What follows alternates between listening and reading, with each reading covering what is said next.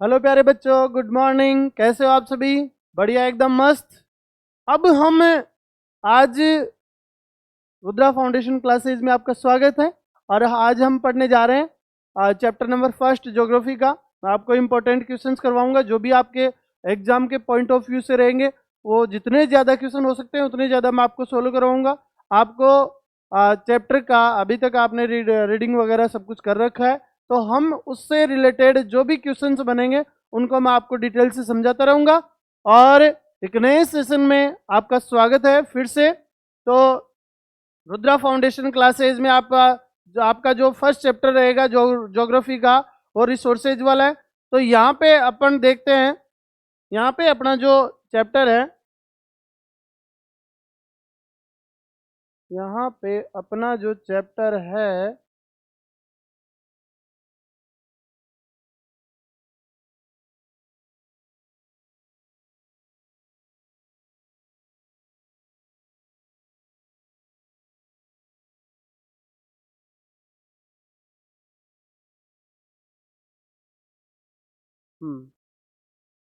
अभी भी गुम हुआ है क्या? अब सही।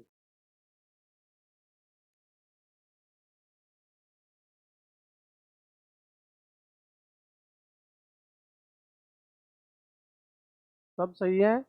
अभी फर्स्ट क्वेश्चन आपका रहेगा, the pattern the pattern of the net sown area. यहाँ पे जो नेट शोन एरिया है उसका मतलब क्या होता है? यहाँ पे सबसे पहले आपने दे रखा है यहाँ पे नेट शोन एरिया। इसको हम क्या बोलेंगे? नेट शोन एरिया को तो इसको बोला जाएगा बोया जाने वाला या कल्टीवेटेड एरिया। क्या बोला जाएगा इसको? Cultivated area. Net sown area varies greatly from one state to another. It is over 80% of the total area. मतलब उस स्टेट का टोटल कितना 80%। 80% एरिया उसका बोया जाता है। उस स्टेट का नाम क्या है? तो आप इसमें कमेंट करते रहोगे, और कमेंट जितने ज़्यादा करोगे उतने आपके ज़्यादा क्वेश्चन सोल्व होगे। और ये क्विज ऐसी है जो आपके मोस्ट इंपॉर्टेंट क्वेश्चंस बनाए गए 25 या 30 के आसपास में, जितने भी हैं उतने आपको सब बता दिए जाएंगे। ठीक है, अभी आज अपने सबसे पहले फर्स्ट चैप्टर में ऑब्जेक्टिव टाइप या शॉर्ट आंसर वाले जो क्वेश्चन है उनको एक को भी नहीं छोड़ेंगे, सबको मैं कवर करने की कोशिश करूंगा। तो पहला अपना क्वेश्चन रहता है, तो इसमें नेट जोन एरिया में 80% कौन से स्टेट में बोया जाता है? तो 80% बोया जाता है अपना पंजाब में। तो आंसर हो जाएगा इसका पंजाब। ठीक है, अब नेक्स्ट क्वेश्चन देखते हैं। नेक्स्ट क्वेश्चन है आपका, land which is left uncultivated for more than 5 agricultural years is known as.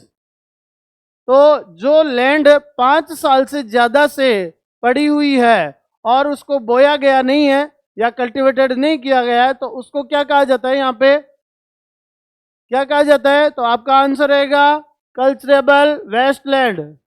क्या आंसर रहेगा यहाँ पे आपका? बताओ देखे। आपका आंसर रहेगा यहाँ पे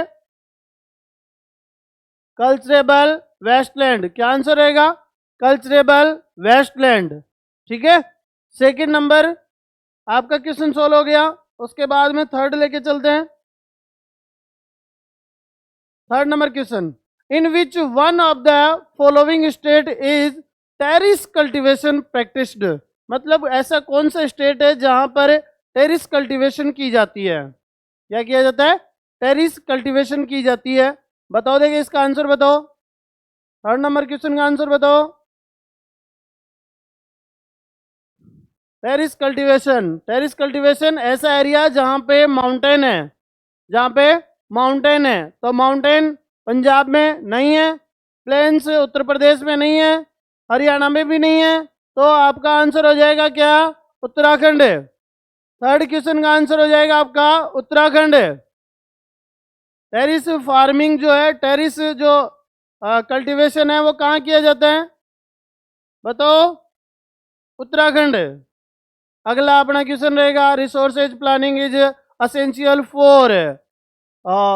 for blank existence of all form of life. बताओ देखिए, इसका आंसर क्या होगा? बताओ, फोर्थ नंबर का आंसर क्या होगा? करते जाओ इसको, जितना जल्दी करोगे उतना बहुत अच्छा रहेगा। Sustainable existence of all form of living, मतलब जितना आपको चाहिए रिसोर्सेज को उतना ही काम में लोगे तो वो सभी फॉर्म ऑफ लाइफ के लिए अच्छा रहता है। अगर ओवर यूजेज होता है किसी भी चीज का, किसी भी रिसोर्स का, तो उससे अलग अलग ऑर्गेनिज्म को या अलग अलग क्रिएचर्स को हार्मफुल चीजें मिलती है या फिर पोल्यूशन मिलता है एक तरीके से। ठीक है, तो यहाँ पे क्या होगा इसका आंसर, सस्टेनेबल डेवलपमेंट या सस्टेनेबल एग्जिस्टेंस। नेक्स्ट क्वेश्चन आपके सामने है, in which of the following state black soils predominantly found, कि ऐसा कौन सा स्टेट है जहां पर ज्यादा तौर पे कौन सी मिट्टी मिलती है अपने को, ब्लैक सॉइल मिलती है। बताओ इसका आंसर क्या होगा, 5th नंबर का आंसर क्या होगा, बताओ बताओ बताओ जल्दी से। 5th नंबर का आपका आंसर होगा यहाँ पे महाराष्ट्र। महाराष्ट्र में ब्लैक सॉइल होती है। महाराष्ट्र में कौन सी सॉइल होती है, ब्लैक सॉइल होती है। ठीक है, ये अपना आंसर हो जाएगा। नेक्स्ट क्वेश्चन, नेक्स्ट क्वेश्चन बताओ, material in the environments which have the potential satisfy the human need but human being don't have appropriate technology to access them are called. क्या कहा जाता है जिनका जो रिसोर्सेज हमारे पास में पड़े हैं लेकिन टेक्नोलॉजी के अभाव में हम उनको यूज नहीं कर रहे हैं। आंसर बताओ इसका क्या होगा, 6 नंबर क्वेश्चन का आंसर बताओ क्या होगा। 6 नंबर क्वेश्चन का आंसर आपका होगा स्टॉक, मतलब वो आपके पास में स्टॉक पड़ा है। इसका मतलब क्या हो गया, वो आपके पास में स्टॉक पड़ा है, उसको अभी काम में नहीं लिया जा रहा है। किसके अभाव में, टेक्नोलॉजी के अभाव में। Geothermal energy in Puga valley and Parvati valley are, बताओ देखिए जियोथर्मल एनर्जी जो है उसमें क्या आएगा।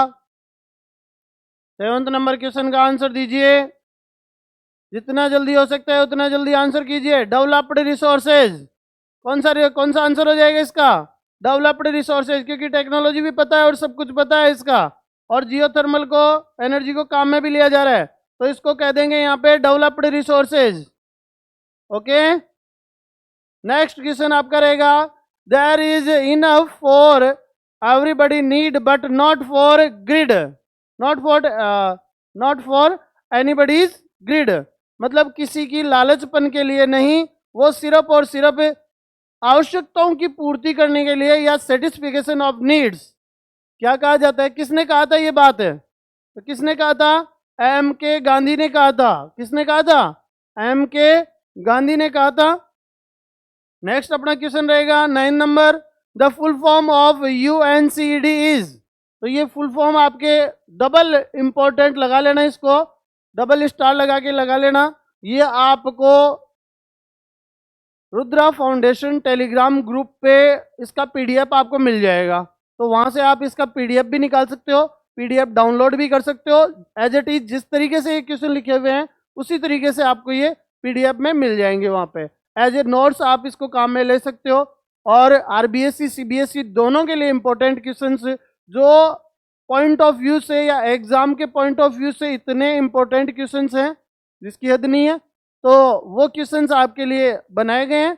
यहाँ पे 2nd नंबर अपना हो जाएगा United Nations conference on environment and development. तो ये क्यों किया जाता है, ये वाला जो इसकी जो बैठक होती है या जो मीटिंग्स होती है, कॉन्फ्रेंस होता है, वो कॉन्फ्रेंस करते क्यों हैं, क्योंकि वो एनवायरनमेंट को डिग्रेडेशन से बचाने के लिए या एनवायरमेंटल पोल्यूशन को कम करने के लिए ये सारी कॉन्फ्रेंस की जाती है।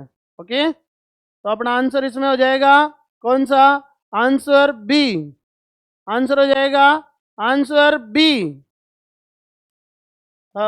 10 number question, which one of the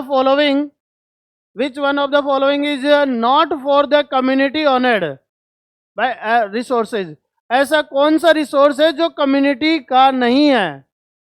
इसका कम्युनिटी का नहीं है, मतलब कोई भी एक ग्रुप का उसके ऊपर अधिकार नहीं है। तो इसमें पहला आपका दे रखा है ग्रेजिंग ग्राउंड्स, तो सबका होता है। ब्रियल ग्राउंड्स, ये भी सबका होता है। विलेज पॉन्ड्स, गांव का तालाब, वो भी सबका होता है। लेकिन प्राइवेटली ऑनर्ड हाउस, खुद का घर होता है, वो किस में आता है? प्राइवेट प्रॉपर्टी में आता है, ना कि कम्युनिटी प्रॉपर्टी में। ऐसा नहीं कि आपके घर पे कोई भी आ गया और डेरा डाल के जमा हो गया। गेस्ट की बात अलग है, गेस्ट की बात नहीं कर रहा मैं। आपका जो इस तरीके का गेस्ट जिसको आप जानते ही नहीं हो, पहचानते ही नहीं हो, और वो आपके पास में आके बैठ जाता है, तो उनको कहा जाता है यहाँ पे this is not a community property, this is only private owned property. Next question आपका रहता है in which the following state is over grazing responsible. बताओ भाई, फॉर लैंड डिग्रेडेशन। यहाँ पे आपको ये बताना है कि ऐसा कौन सा स्टेट है जहां पर ओवर ग्रेजिंग रेस्पॉन्सिबल है लैंड को खराब करने के लिए। बताओ, देखिए उसका आंसर क्या होगा, कौन सा है यहाँ पे। तो यहाँ पर ओवर ग्रेजिंग दो ही जगह पे सबसे ज्यादा की जाती है। पहला है एमपी। एमपी में क्यों किया जाता है? क्योंकि इंडिया के सबसे ज्यादा फॉरेस्ट कहाँ पे है? एमपी में। और दूसरा है राजस्थान। राजस्थान में क्यों? क्योंकि यहाँ पर डेजर्ट होने के कारण से, क्या डेजर्ट होने के कारण से यहाँ पर हियर्ड्स ऑफ शिप, हियर्ड्स ऑफ गॉट, मतलब बकरियों के झुंड और गायों के झुंड, भैंसों के झुंड, सबके झुंड चराए जाते हैं खुले में आराम से। तो इस कारण से इसको क्या कहा जाता है? Land degradation over grazing. जब ज्यादा जानवरों को किसी लैंड पर बार बार चराया जाता है तो उसको कहते हैं हम, उसको कहते हैं ओवर ग्रेजिंग। ठीक है। अपना 12 नंबर क्वेश्चन है विच one of the following is the main cause of land degradation इन पंजाब। तो पंजाब में सबसे ज्यादा लैंड डिग्रेडेशन किसके कारण से होता है? बताओ, बताओ देखें। ओवर इरिगेशन, क्योंकि वहां पर कैनाल से या फिर रिवर से डायरेक्ट फसलों को, क्रॉप्स को पानी दिया जाता है, इसलिए उसको कहा जाता है क्या? क्या कहा जाता है? Over irrigation. बताओ दोबारा से। ओवर इरिगेशन का मतलब होता है ज्यादा पानी देना। ओवर इरिगेशन का मतलब क्या होता है? ज्यादा पानी देना। अब आपके एक यहाँ पे कुछ इंपॉर्टेंट चीज और दे रखी है, एक बड़ा क्वेश्चन भी दे रखा है कि लैंड डिग्रेडेशन, लैंड डिग्रेडेशन के मेन पॉइंट कौन से हैं? तो देखो, इंटेंसिव कल्टीवेशन का मतलब होता है क्या? जब एक ही खेती, एक ही खेत पर जब बार बार खेती की जाती है तो उसको कहा जाता है intensive, intensive cultivation. Intensive cultivation का मतलब हो गया एक ही लैंड पार्ट पर जब बार बार रिपीटेड टाइम पर कल्टीवेशन किया जाता है उसको इंटेंसिव कल्टीवेशन बोलते हैं। ओवर ग्रेजिंग का मतलब होता है जब जानवरों को ज्यादा चराया जाता है। डिफोरेस्टेशन का मतलब होता है जब पेड़ों को काट दिया जाता है तो उसके कारण से भी लैंड खराब हो जाती है। और ओवर इरिगेशन का मतलब क्या हो गया? तो आपको ये 4 पॉइंट क्लियर हो गए कि यहाँ पर आपको चारों पता है क्या? पहला है इंटेंसिव कल्टीवेशन, दूसरा है ओवर ग्रेजिंग, तीसरा है डिफोरेस्टेशन और चौथा है over grazing, over irrigation. Over irrigation जब फसलों में कुछ लिमिट से ज्यादा पानी दिया जाता है तो वो अपनी लैंड जो है वो खराब हो जाती है, उसी को हम कहते हैं over irrigation. Okay, next question is फिर वही जोश के साथ में, what is the percentage share of plains in the total land area. इसको समझना बहुत ज्यादा जरूरी है क्योंकि 1 नंबर का क्वेश्चन और बहुत ही इजी टाइप का है, बहुत ही इजी टाइप का है। देखो, सबसे पहले तो क्या करना पड़ेगा आपको, इसमें एक तो है प्लेन एरिया। प्लेन एरिया कितना है यहाँ पे? 43%। तो आपको आपके क्वेश्चन का आंसर मिल गया क्या? 43%। कितना? 43%। दूसरा है माउंटेन। माउंटेन कितने हैं यहाँ पर? तो माउंटेन कितने? 30%। माउंटेन कितने हैं यहाँ पर? 30%। सॉरी, दोबारा से बताते हैं इसको। देखो, ये तो हो गया आपका प्लेन एरिया 43%, फिर आपका ये हो गया 30% माउंटेन एरिया, और ये आपका हो गया कौन सा? 27% प्लेट्यू वाला एरिया। तो प्लेट्यू ये तो कौन सा है, प्लेट्यू वाला एरिया, ये आपका है माउंटेन वाला एरिया, और ये आपका प्लेन एरिया। तो तीनों क्वेश्चन आपको सही याद हो गए। क्या क्या, माउंटेन एरिया जो कितना है 30%, 27% एरिया है जो क्या है प्लेट्यू एरिया है, और 43% एरिया है वो क्या है आपका प्लेन एरिया है। तो इसमें आपके 3-4 क्वेश्चन कंफर्म हो गए होंगे, क्योंकि अगर इस तरीके का कोई भी क्वेश्चन आता है तो आप आराम से कर सकते हो। Next question, soil formed by intense leaching is. अब इंटेंस लीचिंग का मतलब क्या होता है, सबसे पहली बात तो ये बताओ, इंटेंस लीचिंग का मतलब क्या होता है। इंटेंस लीचिंग का मतलब होता है जब कोई पार्टिकल किसी सोइल के अंदर घुले हुए रहते हैं, किसी सोइल के अंदर घुले हुए रहते हैं, या ह्यूमस घुली हुई रहती है, और वो पानी के कारण से, इसके वाटर फ्लो होने के कारण से वो जो सब्सटेंस है वो फ्लो हो जाते हैं या वॉश हो जाती है। वाटर फ्लो होने के कारण से जिस मिट्टी से, जिस सोइल से उसके असेंशियल कंपोनेंट्स या असेंशियल पार्टिकल्स, उसके ह्यूमस वगैरह सब उसके वॉश हो जाते हैं, उसको ही बोलते हैं इंटेंस लीचिंग। तो इंटेंस लीचिंग से एक ही सोइल बनती है जिसका नाम है आपका एल्वियल वो लेटेराइट सॉइल। कौन सी सॉइल है आपकी, लेटेराइट सॉइल। एल्वियल सॉइल कौन बनाती है, रिवर्स बनाती है। कौन बनाती है, रिवर्स बनाती है। रेड सॉइल जिसमें क्या होता है, आयरन होता है। क्या होता है, आयरन होता है। लेटेराइट सॉइल जो लिंचिंग के कारण से बनती है। डेजर्ट सॉइल जिसको सैंडी सॉइल भी बोला जाता है। ओके, नेक्स्ट क्वेश्चन अपना, तो इसका आंसर हो जाएगा लेटेराइट सॉइल। नेक्स्ट क्वेश्चन अपना है, which cold desert is relatively isolated from the rest of the country.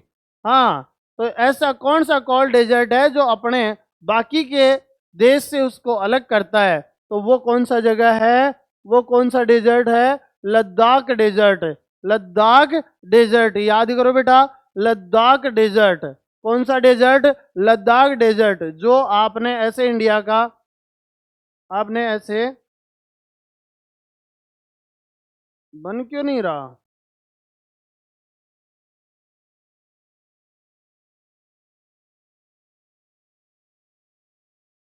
अभी भी नहीं बना ये।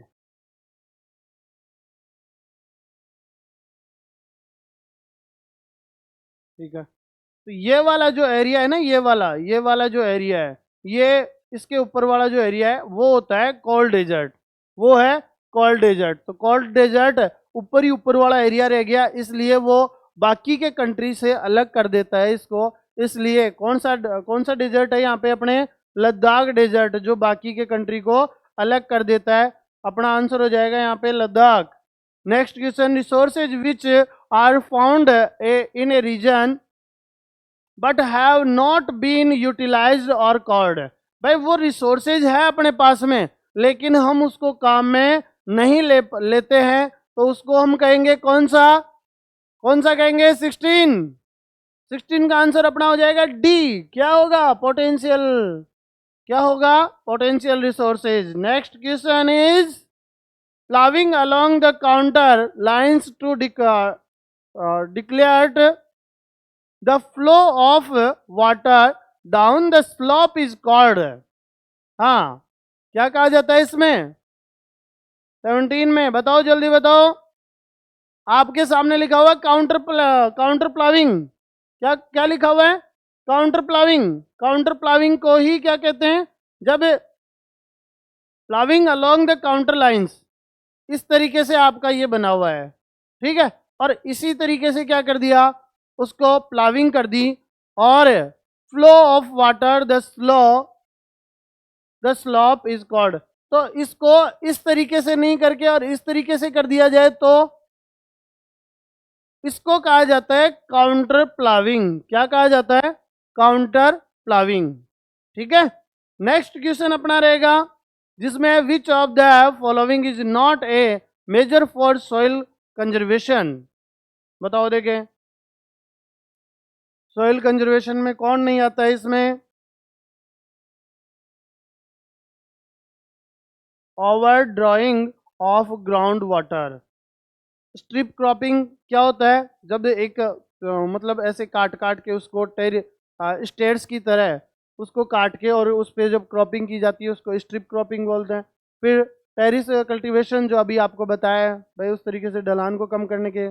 सेल्टर बेल्ट्स मतलब ऐसे काउंटर प्लाविंग की तरह होता है, काउंटर प्लाविंग की तरह होता है, ठीक है। ऐसे से काट काट के उसको बनाया जाता है। आपके इसमें वो फिगर दे रखा है, उसको देख लेना आप एक बार, ठीक है। तो और ड्राइंग ऑफ ग्राउंड वाटर जो इससे रिलेटेड कहीं नहीं है, ये किसको, सॉइल कंजर्वेशन से रिलेटेड, ठीक है।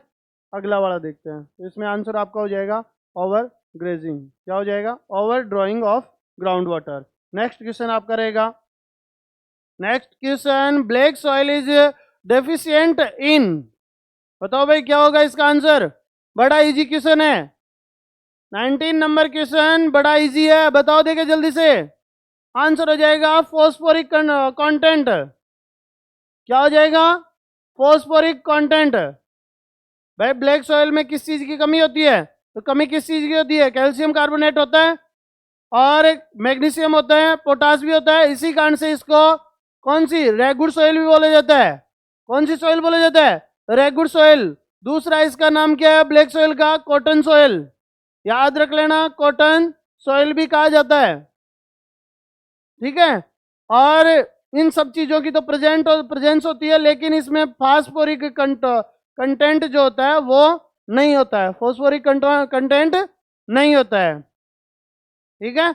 इसके बाद में नेक्स्ट क्वेश्चन अपना रहेगा, next question, which of the following soil has self aeration capacity, या इसको बोल सकते हैं सेल्फ कल्टीवेटेड सॉइल, कौन सी है?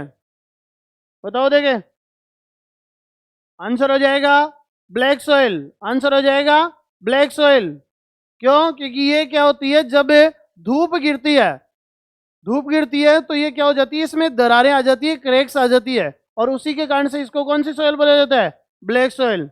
नेक्स्ट क्वेश्चन आपका रहेगा, which chemical compound is extracted from Himalayan view for cancer treatment, बताओ भाई इसमें कैंसर ट्रीटमेंट के लिए हिमालय से कौन सा वो लेके आते हैं? तो यहाँ पे आंसर हो जाएगा क्या, कौन सा केमिकल है? टैक्सोल। कौन सा केमिकल है? टैक्सोल। नेक्स्ट क्वेश्चन आपका है, name the soil which is generally poor in phosphoric content. हाँ बताओ देखे, अभी बताया 1 ही मिनट पहले, ये वापस से रिपीटेड क्वेश्चन है ये, इसको कर लेना ब्लैक सॉइल, और रिपीटेड क्वेश्चन था उसको कर लेना ब्लैक सॉइल, ठीक है। ये आ जाएगा आपका ब्लैक सॉइल।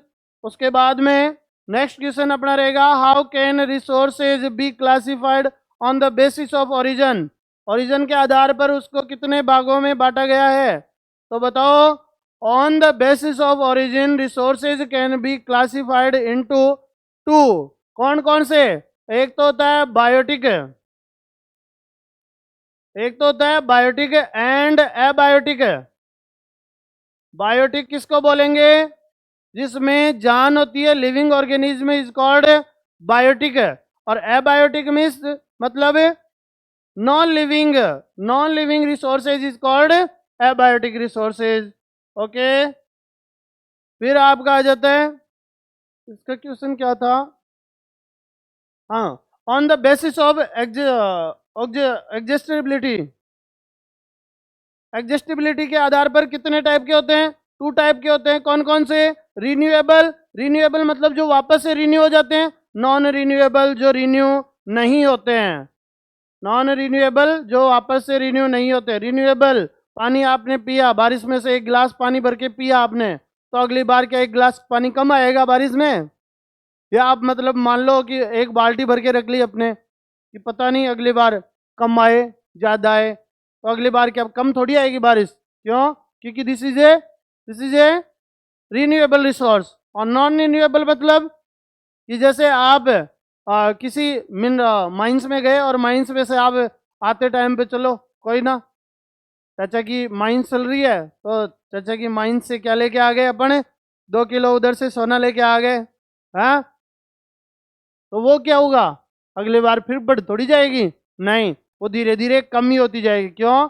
क्योंकि वो क्या है, नॉन रिन्यूएबल रिसोर्सेज है। समझ में आ गई बात? आगे चलते हैं, अगर समझ में आ गई हो तो आगे चलते हैं। Give 2 examples of renewable resources, बता दिया अभी मैंने, खूब सारे हो सकते हैं। कितने सारे? खूब सारे। कैसे? सोलर एनर्जी, विंड एनर्जी, उसके अलावा वाटर, उसके अलावा और भी खूब सारी चीज़ें होती है। जो क्या होती है? वेजिटेशन, वाइल्ड लाइफ, ये सारी चीज़ें किस में आती है? रिन्यूएबल रिसोर्सेज में। ठीक है। उसके बाद में classification resources on the basis of development, development के आधार पर भी 3-4 टाइप के होते हैं। कौन कौन सा होता है? पोटेंशियल होता है सबसे पहले, कौन सा? पोटेंशियल। फिर होता है आपका डेवलप्ड, फिर होता है आपका स्टॉक, और फिर होता है आपका रिजर्व। ठीक है। तो आपको इसके बारे में नहीं पढ़ने की जरूरत है, क्योंकि ये पिछली बार था, अब की बार आपके नहीं है। आपको बस इतना ध्यान होना चाहिए कि resources basis on the development कितने टाइप के होते हैं और कौन कौन से होते हैं। तो कितने टाइप के होते हैं? हाँ, 4 टाइप के होते हैं। कौन कौन से होते हैं? Potential, developed, stock and reserve. ठीक है। आगे देखते हैं नेक्स्ट क्वेश्चन। बड़ा नाटक करता है। हाँ,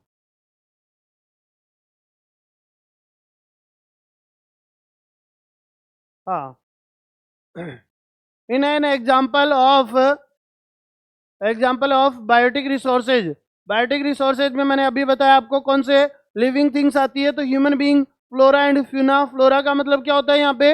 वेजिटेशन। और फ्यूना का मतलब एनिमल किंगडम। फ्लोरा का